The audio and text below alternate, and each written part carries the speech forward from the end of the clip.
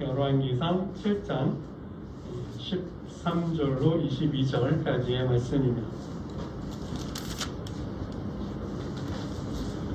구약성경 열왕기상 7장 13절에서 22절까지의 말씀을 한 절씩 교독합니다.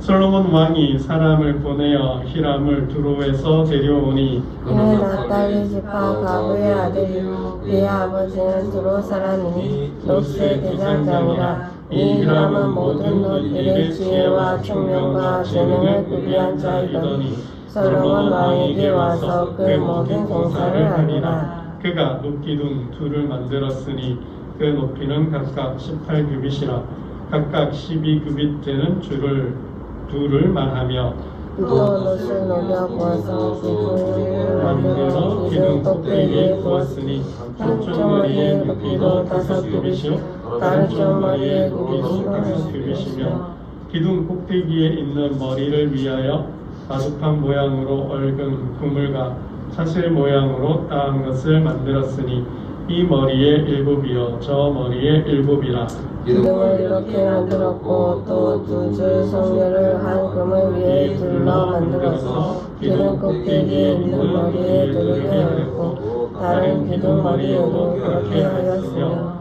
주랑 기둥 꼭대기에 있는 머리에 4규빗은 백합화 모양으로 만들었으며 이 두 기둥 머리에 있는 그물 겹고 그 머리에 공같이 둥근 것으로 돌아가며 각기 성녀 200개가 줄을 지었더라. 이 두 기둥을 성전의 주랑 앞에 세우되 오른쪽 기둥을 세우고 그 이름을 야긴이라 하고 왼쪽의 기둥을 세우고 그 이름을 보아스라 하였으며 그 기둥 꼭대기에는 백합화 형상이 있더라. 두 기둥의 공사가 끝나니라. 아멘. 오늘 본문은 솔로몬이 히람이라는 사람을 두로에서 불러다가 성전을 공사하는 내용인데요. 지난주에도 솔로몬 성전에 대해서 잠깐 설명을 드렸는데 한번 기억을 상기하는 의미에서 한 번 더 짚어보겠습니다. 지난주에 다루지 못했던 부분도 있고 해서 한 번 더 솔로몬 성전에 대해서 한번 다뤄보고자 합니다. 여러분, 솔로몬 성전은 출애굽으로 따지면 출애굽 후 480년, 출애굽 480년 되는 해, 솔로몬 왕 제위로 따지면 솔로몬이 왕이 되고 4년째 해에 4년 12월 그랬는데요. 왕이 되고 4년 2월 2일에 성전을 건축했다고 합니다. 그러니까 제위 5년째 되는 해에 성전을 건축한 거죠. 성전의 크기, 시영경 집사님 기억해요? 성전의 크기. 성전의 크기가 길이가 60규빗, 60규빗이면 한 30m 정도 된다 그랬어요. 그리고 너비 폭이 20규빗, 9m 정도죠. 9m가 되고 높이 30규빗, 한 13m 정도 조금 상회하는 것 같아요.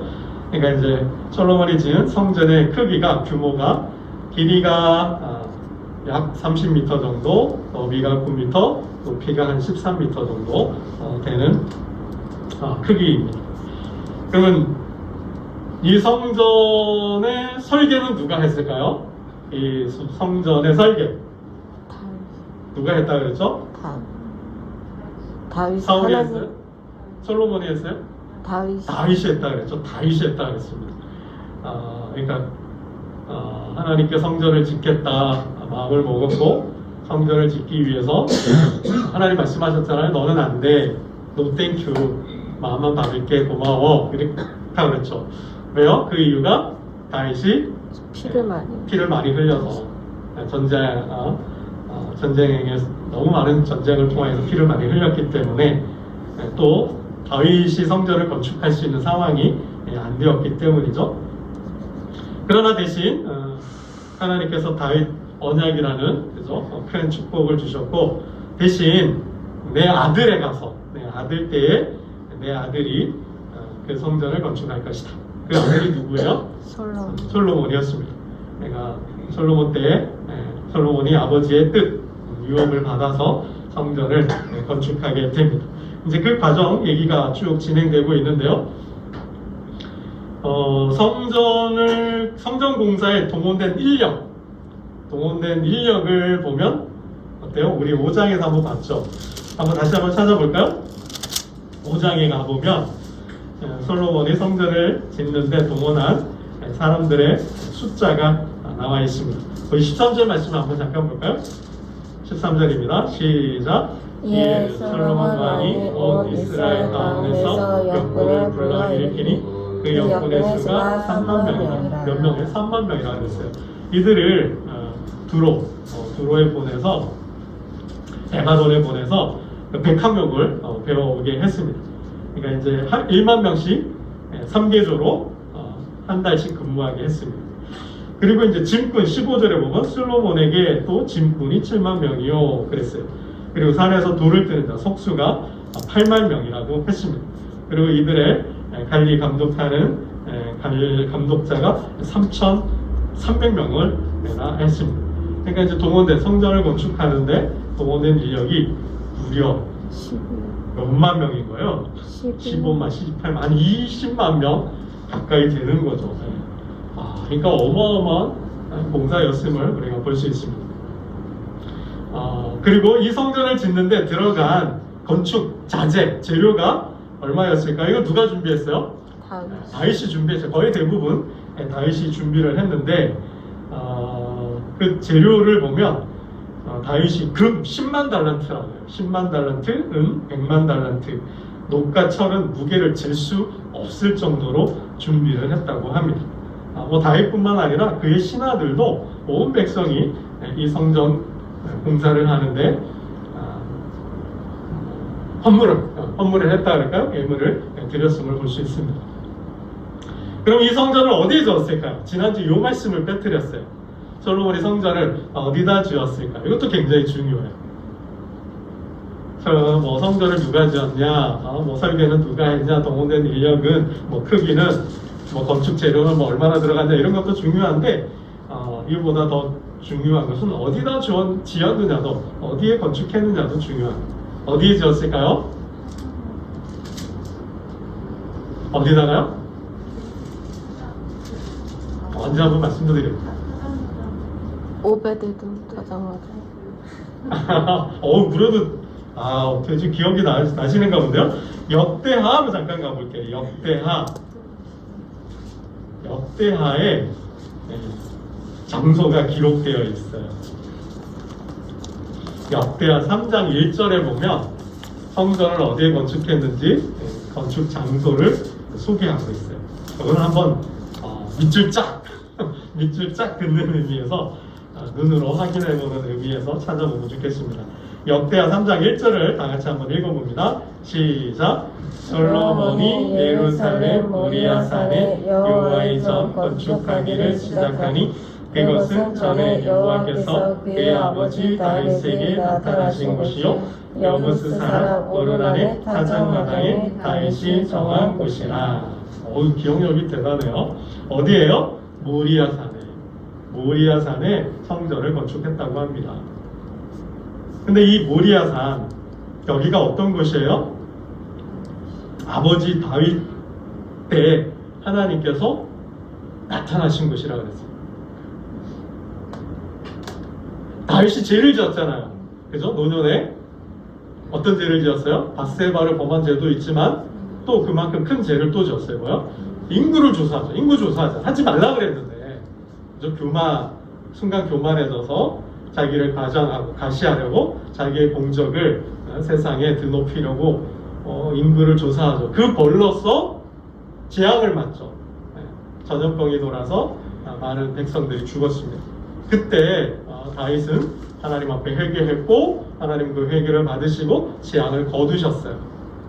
그리고 이제 다시 그 죄에 대한 회개와 함께 하나님과 화목, 하나님과 용서를 구하기 위하여 제단을 쌓죠. 거기가 어디예요? 오베데돔이었어요. 오베데돔의 집이었습니다. 그리고 또 모리아산이 역사적으로 보면, 성경적으로 보면 또 중요한 사건이 있었어요. 어떤 사건이 있었을까요? 아브라함이죠. 우리 장로님 말씀하신 대로 아브라함이 이삭을 드렸던 곳이 이 모리아 산이잖아요. 그죠? 100세에 낳은 아들 이삭을 모리아 산에 가서 드려라. 그죠? 그래서 며칠기를 아들 이삭하고 가지 않습니까? 그러니까 아마 솔로몬 입장에서 이 성전을 어디에, 이게 중요하잖아요. 장소 다 준비가 되어 있는데 어디에다가 지을 건지도 굉장히 중요하잖아요. 아마 고민을 많이 했을 것 같아요. 기도했을 것 같아요. 그러던 중에 어디가 좋겠다? 적합하다?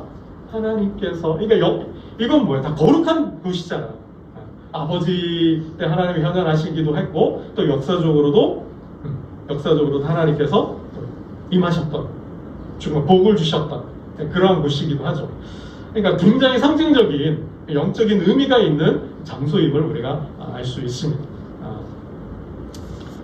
그래서 모리아산에 지었는데요. 참고로 3장 2절, 또 역대하 3장 2절도 보면 솔로몬이 왕위에 오른 지 넷째 해 둘째 달 둘째 날 건축을 시작하였더라 그랬죠. 제위 5년째 성전을 건축했음을 볼 수 있습니다. 이렇게 솔로몬이 아버지의 뜻을 받아서 성전을 건축했는데, 이 성전을, 오늘 본문을 보면 성전을 건축하는데 솔로몬이 히람이라는 사람을 불러왔어요. 히람이라는 사람을 불러왔는데 두로에서 데려왔다고 하죠. 당시 뭐 외교적으로 보면, 국제적으로 보면 이스라엘과 두로 사이에는 어떤 뭐 굉장히 부친 관계, 좋은 관계를 맺고 있었죠. 아버지 다윗과 이 두로 왕이 아주 친분을 맺었던 그러한 관계였음을 봅니다.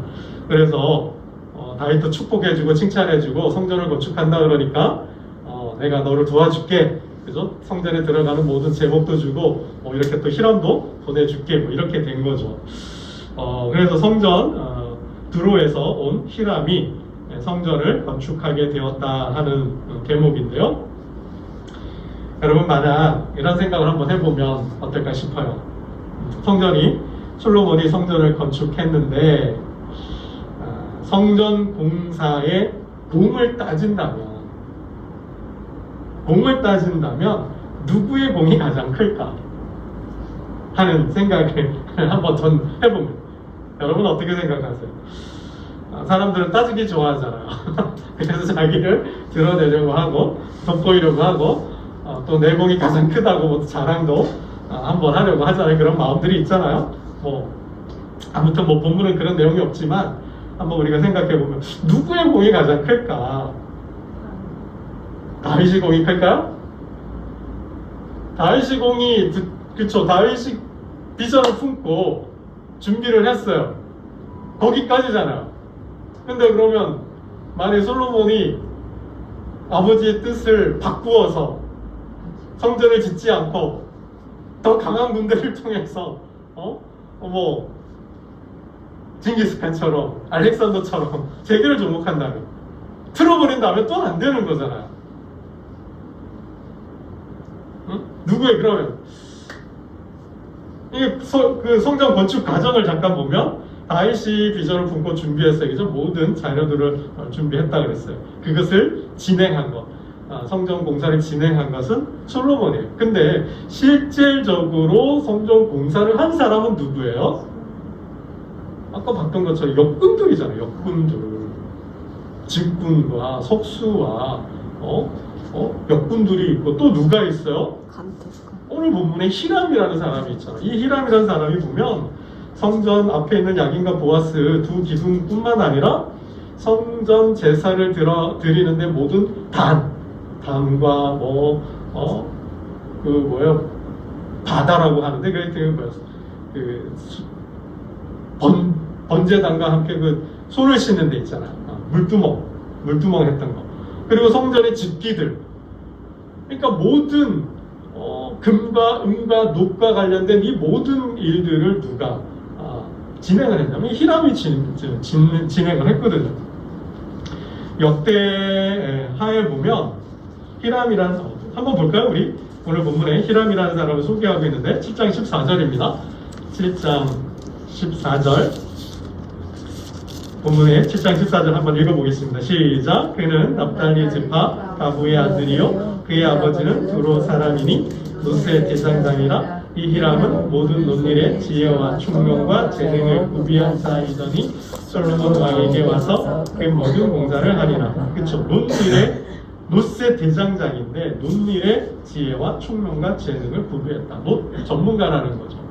이 주불과 관련된 일에 있어서는 이 히람을 쫓아올 만한 사람이 없다는 거예요. 타의 추종을 불허한다는 거예요. 최고의 전문가라는 거예요. 최고 기술자라는 거죠. 근데 역대하 2장 14절에 보면 이 히람에 대해서 이렇게 소개하고 있어요. 능히 금, 은, 동, 철과 돌과 나무와 자색, 청색, 홍색 실과 가름, 배로 일을 잘하며 또 모든 아로 새기는 일에 익숙하고 모든 기묘한 양식에 능한 자이니. 아주 탁월한, 그러니까 주물뿐만 아니라 주물 작업을 통해서 그림을 새겨 넣는 것, 또 그 모양을 아주 기묘한 모양으로, 그러니까 예술적 감각까지도 갖추고 있는 사람이라는 거죠. 그러니까 어마어마한 사람인 거예요. 어마어마한 실력자라는 거죠. 그런 사람을 두로 왕이 이제 보낸 거예요. 그러니까 우리가 구약에서도 광야에서 성막을 지을 때 하나님께서 부살레가 오홀리암을 부르시고 그에게 성령을 주셨다 그러잖아요. 그 모든 성막 공사의 총책임자가 부살렐이라는 사람이에요. 그러니까 이 솔로몬 성전 공사의 총책임자, 실질적인 총책임 감독은 솔로몬이 아버지의 뜻을 받아서 진행을 하는 거지만 실질적으로 만들고 제작하고 건축하는 것은 누구예요? 총책임자는 히람이에요. 그리고 히람의 명령에 따라서 작업하는 사람들은 또 일꾼들, 역군들이 있는 거죠. 여러분, 이런 과정을 본다면 과연 누구의 공이 가장 클까? 이 말 자체가 어리석은 질문이죠. 무슨 질문이죠. 말이 안 되는 어불성설인 질문인 거죠. 만에 하나 여러분 다윗이 비전 자체가 품지 않았다면 뭐 이런 일은 없겠죠. 그러나 준비를 했는데 솔로몬이 진행하지 않았다면, 아버지의 뜻을 거슬려서 국가적인 총력을 성전에 하는 다른 일을 썼다면, 외교나 국방이나 경제나 뭐 교육이나 어떤 다른 분야에 썼다면 또 안 되는 거예요. 그러나 솔로몬이 아버지의 유업을 받아서 진행한다 하더라도 히람 같은 정말 이런 순종적인 사고난 실력자가 아니라면 또 안 되는 거죠. 근데 또 뭐예요? 실질적인 일은 누가 하는 거예요? 역군들이 아니라 일꾼들이 하는 거죠. 물론 지금 이 시대가 왕조 시대이긴 하지만 여러분 실질적으로 따지면 뭐예요? 이 성전을 건축하는데 공은 모든 사람에게 있다라는 거예요. 누구의 공이 크다 작다 논할 수 없다라는 거예요. 여러분 이걸 따진다는 것 자체가 아이적인 마음인 것이고 자기를 드러내려고 하는 마음일 뿐이라는 거죠. 여러분 사도 바울이 고린도 교회에 편지를 보냈잖아요. 그 편지를 보낸 사유 연유 중에 하나를 보면 다툼이 있었어요. 교권 다툼을 하잖아요. 이 교회의 주인이 누구냐, 이 교회의 운영을 누가 할 것이냐, 누가 이 교회에 파벌 싸움을 하잖아요. 힘겨루기를 하잖아요. 응? 그럴 때 파를 만들어서 나는 그리스도파요, 나는 바울파다, 나는 게바파다, 나는 아볼로파다 해가면서 니파, 네파, 콩파 뭐겠죠? 해가면서 교회 교권을 가지고 운영하면서 서로 힘겨루게 하는 거예요. 그때 바울이 보낸 게 그죠? 이 고린도 전서였어요. 그렇게 싸우는 고린도 교회의 성도들에게 바울이 뭐라 해요? 이런 말을 합니다. 나는 심었고 아볼로는 물을 주었다. 근데 자라게 하시는 분은 누구예요? 하나님이시다. 나는 심었고 거기에 아볼로가 물을 줬어요. 근데 자라게 하시는 분은 하나님이시라는 거죠. 그런지 심는 이나 물 주는 이는 아무것도 아니다라는 거예요. 하나님께서 자라게 하지 않는다면 아무 소용이 없다라는 거죠. 심는 이와 물 주는 이는 한 가지 한 일을 똑같은 일을 했을 뿐이다. 각각 자기가 일한 대로 자기의 상을 받으리라. 하나님께서 아신다는 거예요. 각 사람이 맡은 일에 충성한 대로 일한 대로 하나님께서 보상해 주신다는 거예요. 상을 주신다라는 거죠. 그러면서 이렇게 사도 바울은 이야기합니다. 우리는 하나님의 동역자다. 우리는 동역자일 뿐이다. 누구의 공이 크다 작다 딸을 찌고 논할 수 없다라는 거예요. 니파, 내파, 갈파, 쪽파, 양파, 따질, 파, 이 얘기할 거리가 없다라는 거죠. 여러분, 여기서 우리가 사도 바울의 말씀을 통해서 우리가 생각해 볼 필요가 있어요. 각각 자기가 일한 대로 상을 받는다라는 거예요. 자기 일이 다르다라는 거죠. 각 사람의 일이 다르다라는 거예요. 나의 일과 너의 일이 다르다라는 거예요. 여러분, 여기서 재주와 재능이 다 똑같은가요? 아니잖아요. 성향도 다르고 기질도 다르고 성격도 다르고 좋아하는 것도 다르고 잘하는 것도 다 달라요. 어느 한 사람의 능력이 특출하고 중요하다가 아니라는 것이죠. 따질 수 없다라는 거예요. 전도 잘하는 사람이 있고 잘 가르치는 사람이 있고 또 말씀을 잘 전하는 사람이 있고 굉장히 또 사교적인 사람이 있고 그들을 위해서 수고하고 봉사하는 사람들이 있는 거잖아요. 그쵸? 나 한 사람 잘한다고 되는 게 아니라는 거예요. 여러분 가만 생각해 보세요. 우리가 전도해서 사람을 데리고 왔어요. 전도 잘하는 사람이 정말 필요해. 중요해. 있어야 돼요. 그쵸? 근데 전도만 잘하면 되나요? 와가지고 이게 양육이 안 돼요. 가르치는 자가 없어요. 말씀을 잘 못 가르쳐요. 재미가 없대요. 또 그것도 안 되는 거죠. 말씀도 잘 가르치는데 사람들이 좀 싸나워. 예민해. 까다로워. 섬길 줄을 몰라. 인사도 안 하고 친절하지도 않고 그러면 어떻게 돼요, 여러분? 교회 분위기가 안 좋아. 그러면 아무리 전도 잘하는 사람 있어도 말씀 전하는 사람 있어도 분위기가 봉사하는 마음들이 없으면 또 안 되는 거잖아요. 그렇죠? 그러니까 이게 전도하는 자도 있어야 되고 가르치는 자도 있어야 되고 섬기는 자도 있어야 되고 돌봐주는 사람도 필요한 거예요. 한 사람이 한 영혼이 한 교회에 정착하기까지는 모든 사람이 뭐예요? 동역하는 거죠. 협력하는 거예요. 그래야만 교회가 든든히 선다라는 것이죠. 누가 잘났다 누가 잘한다 못한다 논할 수가 없다라는 거예요. 이 모든 과정을 누가 진행해요? 하나님께서 하신다라는 거죠.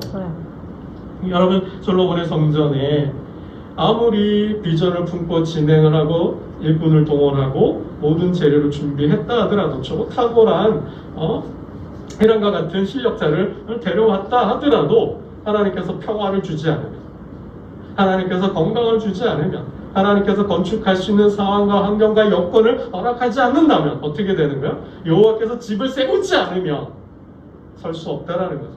하나님께서 지켜주지 않으면 공사할 수 없다라는 거예요. 지금 블레셋 족속이 아람 족속이 가나안 족속이 전쟁을 일으켜서 공격해 오는데 무슨 성전이에요? 건사 안 되는 거죠. 하나님께서 사방에 평화를 주셨다라는 거예요. 여러분, 잘하게 하시는 분은 오직 하나님이시다라는 거예요. 여러분, 우리가 이 일을 잊으시면 안 돼요. 하나님께서 그래서 하셨다라고 우리가 고백할 수 있어야 한다는 거죠. 하나님께서 하시는 거예요. 하나님께서 하시는 거예요.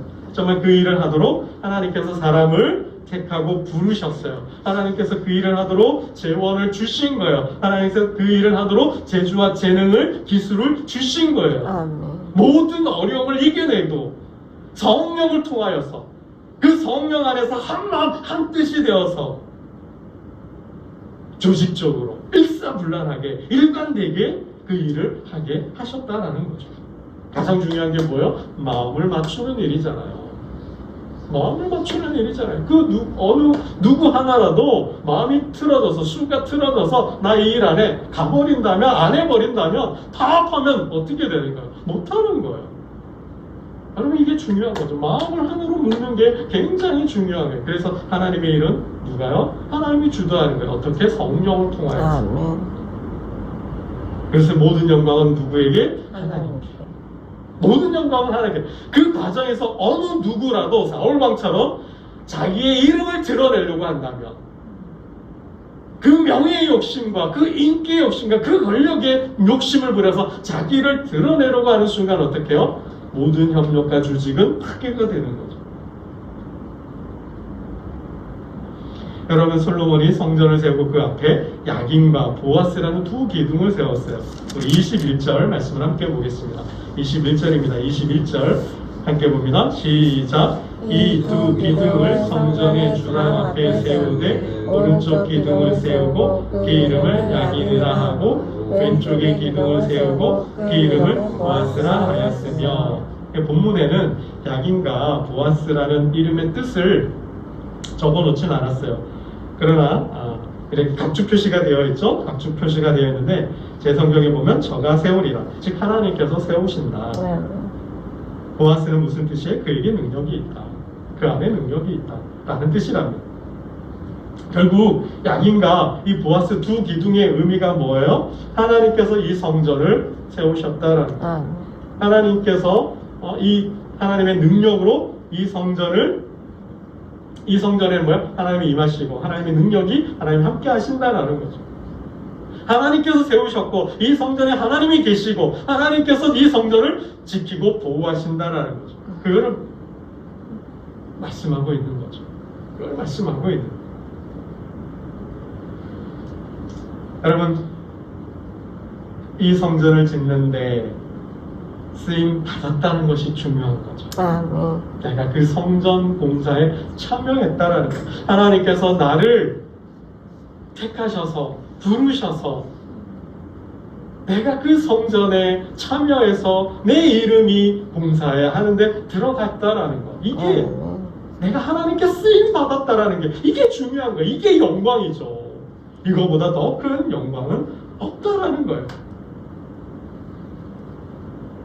여러분, 꼭 성전 공사뿐만 아니라 하나님 나라와 그 하나님 나라와 관련된 사역, 그 사명, 그 일에 내가 쓰임 받았다. 내가 택함 받고 부름 받아서 내가 쓰임 받았다는 거야. 이게 영광된 일이라는 거죠. 이거보다 더 큰 영광은 없다라는 거예요. 하나님의 백성에게 있어서 말이죠.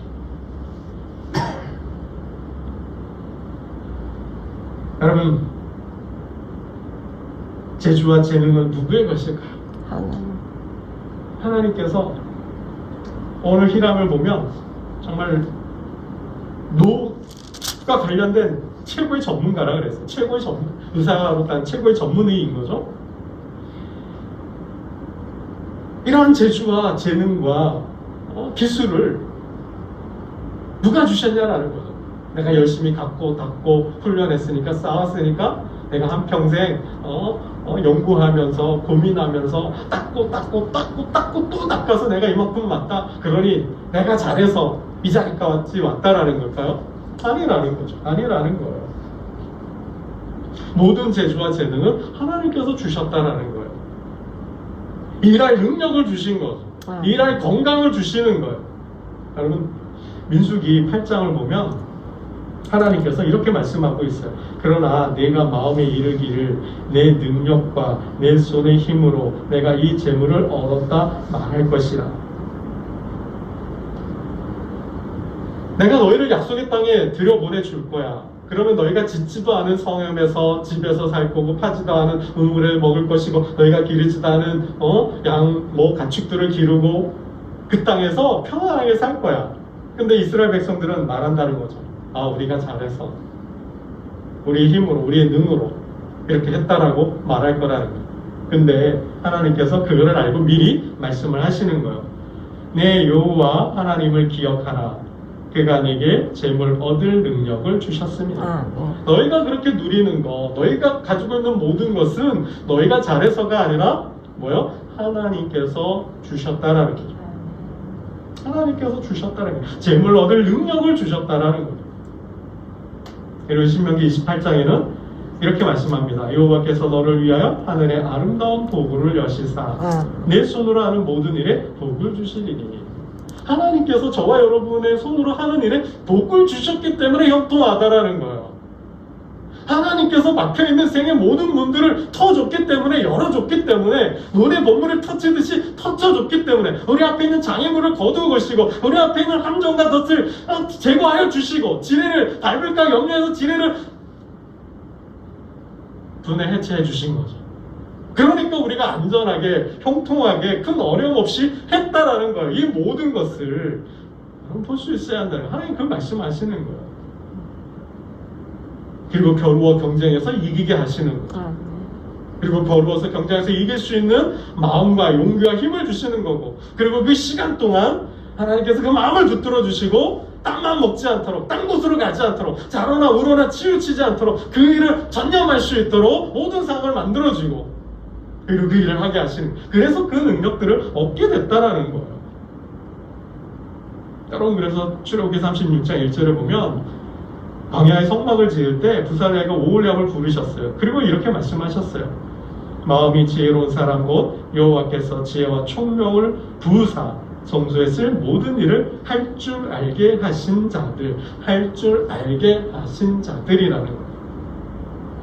여러분, 사도 바울이 이렇게 고백합니다. 나를 능하게 하신 하나님, 나를 능하게 하신 하나님. 다윗은 이렇게 고백합니다. 내가 모든 전쟁에서 싸워 승리할 수 있었던 것은 나를 가르쳐 싸우게 하셨다. 나를 가르쳐서 싸우게 하셨다라는 거죠. 여러분, 하나님께서 저와 여러분에게 능력을 주셨습니다. 그 능력은 다 달라요. 그게 은사론이죠. 각 사람의 성질과 기질과 성격과 삶의 상황에 따라서 살아올 수 있는, 뭐 세상적으로 말하면 뭐야? 사람은 태어나면 저마다 다 뭘 갖고 태어난다 그래요? 저마다 먹을 것 갖고 태어난다 그러잖아요. 그죠? 그런 거죠. 사람은 다 저마다 살아갈 능력이 있어요. 하나님 주셨다라는 거예요. 다른 사람에게는 없는, 다른 사람이 할 수 없는 그런 재능과 은사를 주셨어요. 누구는 돈을 잘 버는 거예요. 정말 돈을 돌릴 줄 아는, 돈을 관리하고 부자가 될 수 있는 능력을 주셨어요. 부자도 아무나 되는 게 아니니까. 여러분, 공부는 아무나 하나요? 아니죠. 공부머리가 있어야 하는 거예요. 공부머리가 있어야 공부를 하는데, 공부머리 없는데 억지로 공부시켜봐요. 죽을 동사를 동하는 거죠. 예술적 감각이 탁월한 사람들이 있어요. 상상력이 뛰어난 사람들이 있어요. 그런 사람들이 예술하고 문학하는 거지. 그렇죠? 각 사람마다 다 재주가 달라요. 기능이 달라요. 그러나 우리 모두는 청직이에요. 하나님의 청직이에요. 하나님 그 일을 위해서 청직으로 부르신 거예요. 그래서 그 일을 맡겨주신 거예요. 여러분, 사도 바울의 고백입니다. 로마서 1장 1절입니다. 예수 그리스도의 종 바울은 사도로 부르심을 받아 하나님의 복음을 위하여 택정함을 입었으니, 사도 바울은 자신을 하나님 앞에서 그런 존재로 인식하고 있습니다. 하나님의 복음을 위하여 나를 택했다는 거예요. 하나님의 복음을 위하여 나를 사도로 세우셨다라는 거예요. 여러분, 그거죠. 사울만의 독특한 그 재주와 능력이 있었기 때문에 그 일을 위하여서 이방인의 사도로 택하신 거예요. 아무나 이방인을 위한 사도가 아니죠. 각 사람에게 예수님의 십자가를 져야 될 사람이 있어요. 예수님을 섬기고 모셔야 될 마가 같은 사람이 필요해요. 예수님을 따르면서 그 모든 삶을 도와줄 수 있는 여인들도 필요해요. 다비다도 필요하죠. 마르다와 또 마리아, 둘 다 필요한 거예요. 마르다는 필요 없는 게 아니죠. 마리아가 필요 없는 게 아니죠. 둘 다 필요한 거예요. 여러분, 그게 하나님 나라의 모습이라는 것이죠. 그게 교회의 모습이라는 거예요. 여러분, 말씀을 맺겠습니다. 예수님께서 예루살렘에 들어갈 때 뭘 타고 가시죠? 나귀를 타고 가셨어요. 제자들을 보내시죠. 맞은편 동네에 가면 나귀와 어린 나귀가 있다. 그 나귀를 풀어와라. 그때 사람들이 말하기를, 너희가 왜 그러느냐 할 때 뭐라 그래요? 주께서 쓰시겠다 하라. 여러분, 주께서 쓰시겠다 할 때, 주님, 제가 여기 있사오니 저를 써 주시옵소서 라고 대답하는 저와 여러분 되시기를 주님의 이름으로 축원합니다. 기도드리겠습니다. 하나님 아버지, 감사합니다. 솔로몬이 성전을 지었습니다. 그 과정을 지켜보니 모든 사람의 공이고 모든 사람의 협력이었고 모든 사람의 동역이었습니다. 그러나 하나님, 우리들의 마음에는 자랑하고자 하는 마음, 높아지고자 하는 마음, 드러내고자 하는 마음들이 있습니다. 그러나 누가 크냐 작은 알을 따지기 전에 모두가 협력하여 선을 이루었음을 알게 하시고 하나님께서 이때를 위하여 이 일을 위하여 나를 택하고 우리를 택하고 부르셨음을 알게 하여 주옵소서. 아멘.